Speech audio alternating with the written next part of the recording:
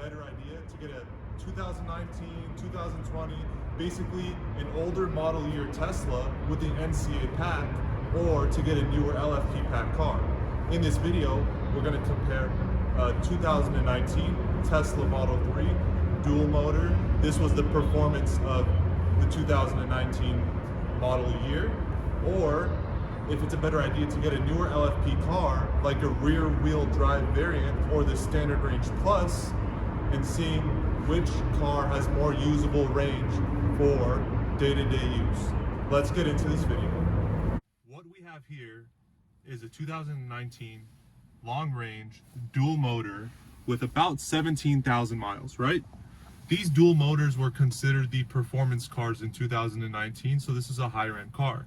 This car came advertised with 310 miles of EPA range, which was pretty significant for the time. But it's degraded down to 295 miles after 17,000 miles of driving at 100% state of charge. At 90% state of charge, this car gets about 265 miles, which would be less than an LFP car of today. And at 80% state of charge, this car gets about 236 miles of usable range, which is what someone who owns this car would typically charge their car to. So this is a bit problematic, because if I want to step foot into an older long range vehicle versus a newer standard range or rear wheel drive vehicle, it's difficult. What decision do I make? Do I get an older car? Do I get a newer car? What's so special about the LFP car? Basically, what it comes down to is this. The newer LFP pack cars have an EPA rated range of 272 miles, while this car, of course, had that EPA estimated range at 100% at 310 miles. But of course, as we saw over time, this degraded down to 295 miles of range at 100% charge. But the 100% mile range for this car, the 295, is greater than the 100% rate for an LFP car, which is 272.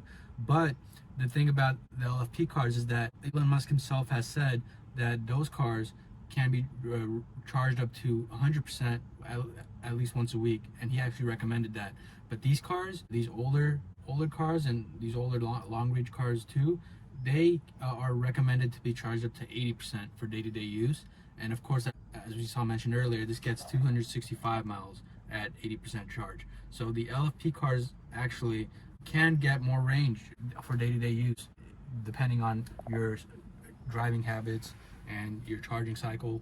And another thing too is that the LFP cars, in their lifetime, their batteries are rated for 3,000 charge cycles, whereas these older long range cars are rated to 1,500 charge cycles. And this car is estimated to have, its battery is estimated to have a life of 500,000 miles, but the newer LFP cars can go up to 750,000, up to all the way to 1,000,000 miles. When you're buying a Tesla and you're choosing between a newer LFP Tesla or this older long range Tesla, I would recommend getting a newer LFP car because of that battery advantage. But of course, this car has its advantages as well, in that this is a dual motor, and currently there are no LFPs produced with dual motor. And of course, being a dual motor gives this car a speed advantage over an LFP. But the thing is that these two cars actually go for about the same price in the current hot market. Of course, that's also dependent on how many miles the used car you're looking at has. This one with the 17,000 miles, I would say you're looking at roughly the same price range between getting this used 2019 car versus a new LFP car. And if you like speed and if you like performance, perhaps this car is the way to go.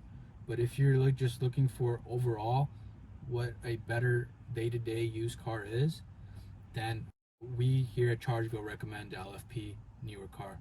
Of course, that has the disadvantage of being shipped at a later date with all the orders Tesla has. And if you find a used older long range car, then that, of course, you could buy that quicker than a brand new car from Tesla.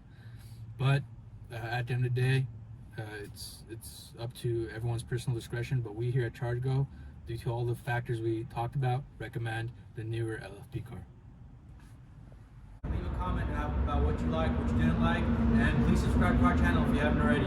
Thanks. Raj Go here. Stay tuned for more videos.